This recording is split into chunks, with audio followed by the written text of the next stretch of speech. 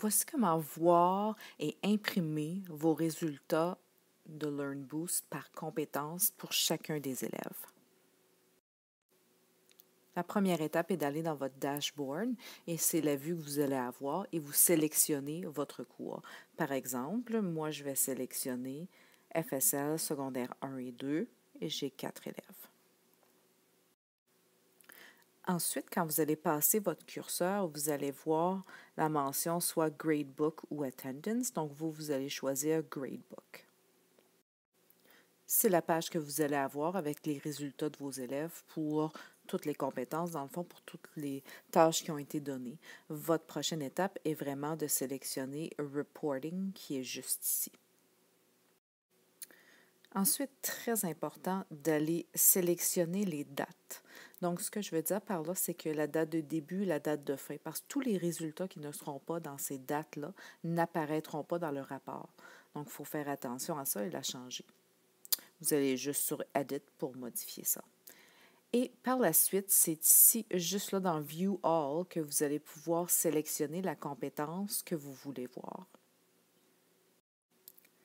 Donc, on peut voir toutes les compétences dans View All ou on peut en sélectionner une. Pour ma part, je vais sélectionner la compétence C2 lecture et je vais aussi aller changer, ici c'est marqué Student View, donc moi je ne veux pas juste voir un élève, je veux voir tous les élèves, donc je vais sélectionner Classroom View.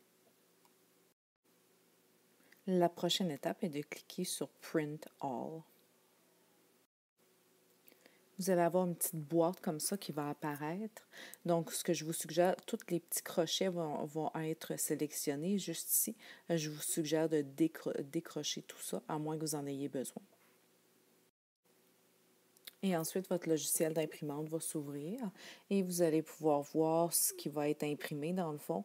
C'est que ça me dit que Nancy Langlois, pour son français secondaire 1 et 2, à 80 et ici, c'est seulement pour la C2, la lecture.